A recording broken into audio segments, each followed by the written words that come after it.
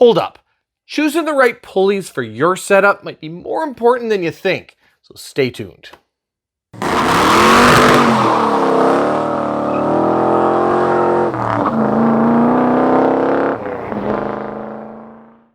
Yes, I am serious about putting some thought into your pulleys because it can affect your cooling system, whether it overheats or not, your charging system, and even your horsepower. Now, some of you may remember that I was having some overheating issues with my old setup at idle, and only at idle. Cruising around, I was 160 degrees Fahrenheit, which is quite cold, but at idle, 220, 230 and above if I let it sit there, so that's not good. Now you can watch those videos to see what kind of problem solving I did, but the most effective solution I found was this. Let me quickly explain underdriven and overdriven. If your water pump pulley is larger than your crankshaft pulley, then you are underdriven. That's because your water pump is going to be spinning slower than your engine RPM. If your water pump pulley is smaller than your crankshaft pulley, then you are overdriven, because it's now going to be spinning faster than your engine RPM. If the pulleys are the same size, it's a 1-to-1 ratio and they spin the same speed. It's very, very simple.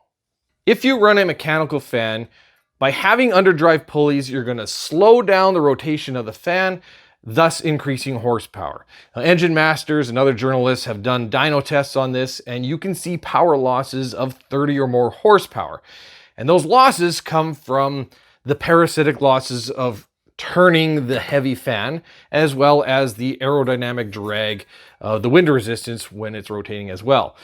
Now, you can combat this by running something like a thermal clutch, which is intended to disengage or otherwise reduce the fan speed as the engine RPMs increase.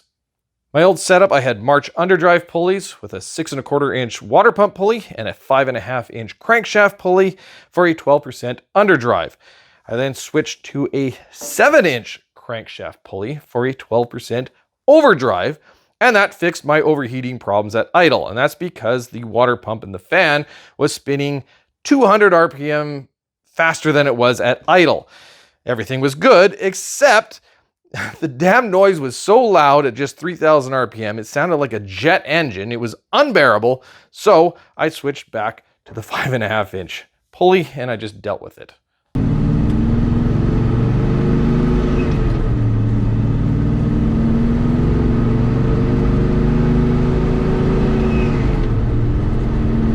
What I didn't consider by changing the crankshaft pulley is that it affects everything. And in my case, that means the water pump, the alternator, and the power steering. And if you're running air conditioning or a vacuum pump or any other accessory, everything is going to change if you change the size of your crankshaft pulley. Now, most people don't consider the shaft speed of an alternator or a power steering pump, and you probably should. Typically, alternators can spin to 15,000 to 18,000 RPM safely. The higher end ones, maybe 20,000 RPM. But really, there's no point to it because an alternator is going to reach its peak charge at about 5,000 or 6,000 RPM, maybe even less. So there's no point to take it to 18,000 RPM. You're just going to wear things out quicker. However, you do need a minimum of about 1,500 RPM for an alternator just to begin charging. So at idle, you want to be in that 1,500 to 2,000 RPM range. And so that just needs to be considered. How many amps your alternator is and how many amps your system draws all need to be factored as well. A factory power steering pump like this one, I've read 5,000 to 6,000 RPM is a safe limit. I don't know. I'm a little skeptical about that because GM was taking these things past 7,000 RPM right from the factory. I don't know. But the reality is, when you're in a straight line, the pump's not really going to do too much. There's not much load on it at all. The only real load is when you turn the steering wheel. But when this thing is under load, it can take a lot more power than you might think. I watched a video of a Miata on a chassis dyno, and with the wheels at full lock, it robbed something like 12 horsepower to the wheels. That's on a 130 horsepower car. That's like 9% power loss, which is pretty significant. So if you're drag racing the car or in a straight line, power steering not going to matter too much at all. But if you autocross the car or put a lot of load through the steering wheel, It's going to rob some power. It's going to create a lot of line pressure, and it's going to heat up quick. And it's only going to get worse the faster you spin that pump.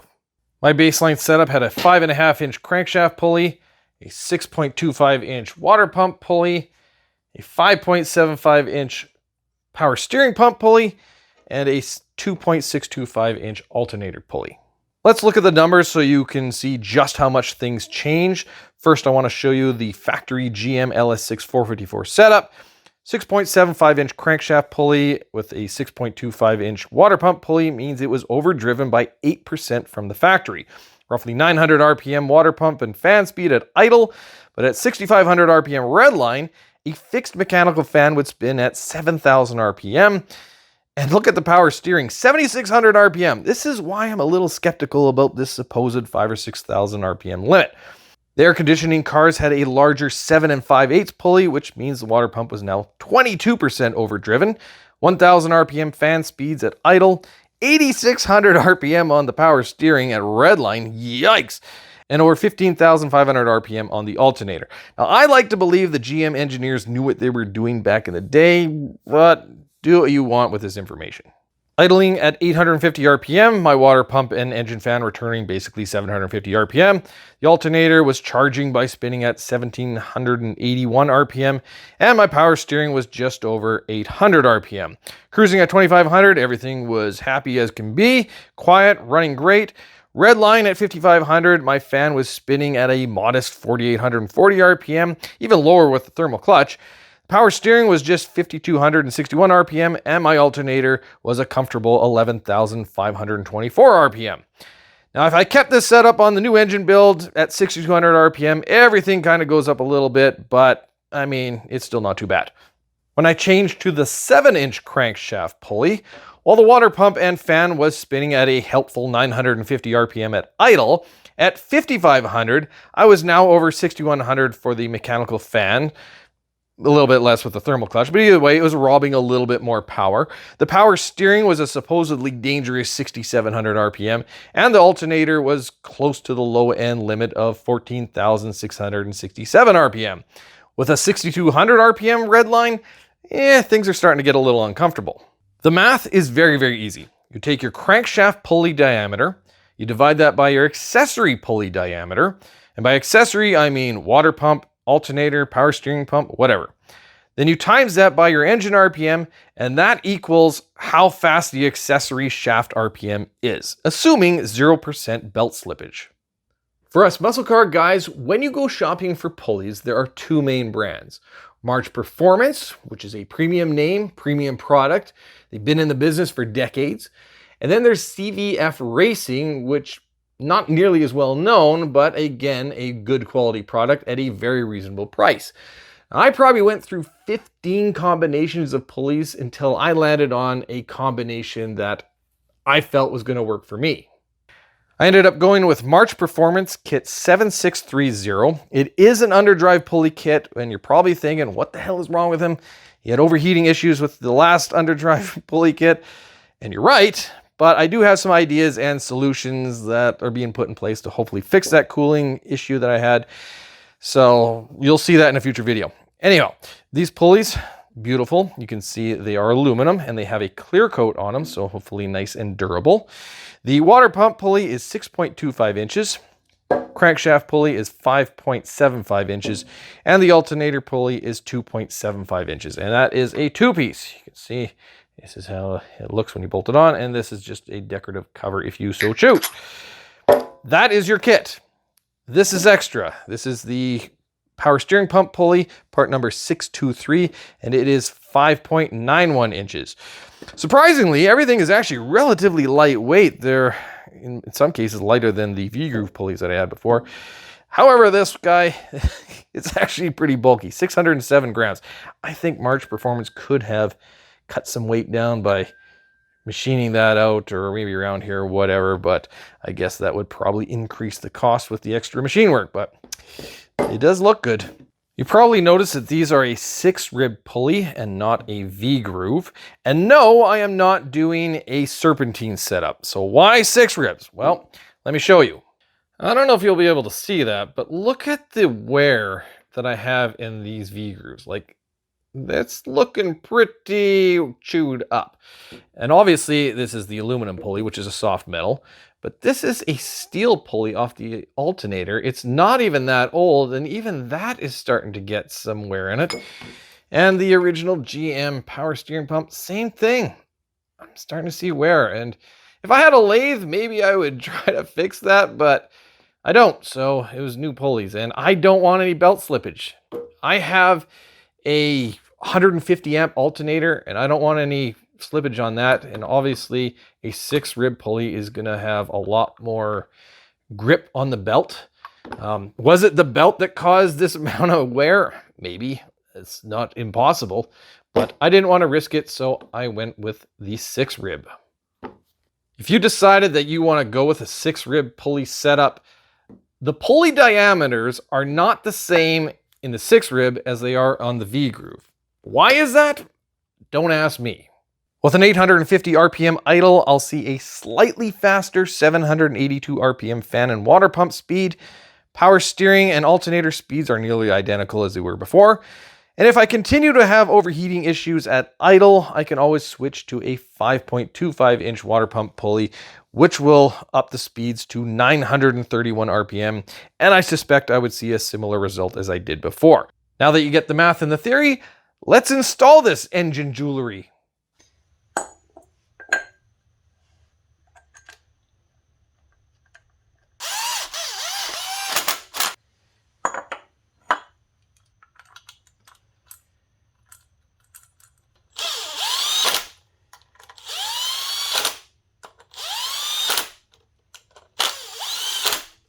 We're now going to install the alternator bracket. This one is from CVF Racing. It's going to replace the factory steel one, which would bolt up right like that.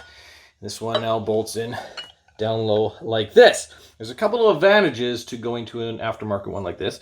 Number one, it's aluminum, so it's a little bit lighter. Number two, having it mounted here, I'm going to have good belt engagement. And number three, by relocating the alternator lower, I'm going to lower the center of gravity, which in a street car means absolutely nothing. Drag racing, not much more. But in a road course situation, it's actually quite advantageous to bring any of the weight as low as possible. So I like this setup.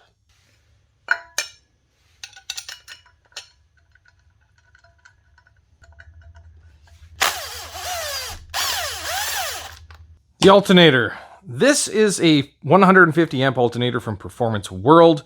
I have to switch the fan blade on it because the original one broke off. You can see where it snapped right there. But I'm going to reuse this piece just to give me a bit of a spacer. Put the fan on like so. Then we can put our new fancy pulley on. And then we will bolt this down.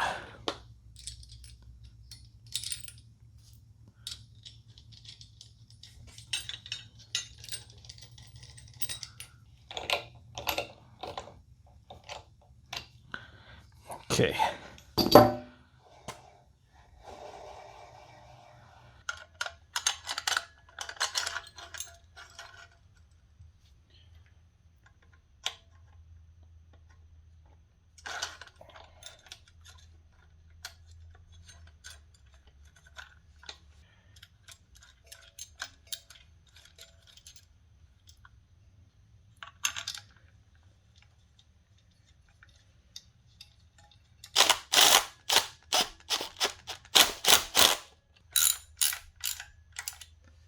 This spacer comes with the alternator bracket, but I had to cut it to the exact length between the alternator and the cylinder head.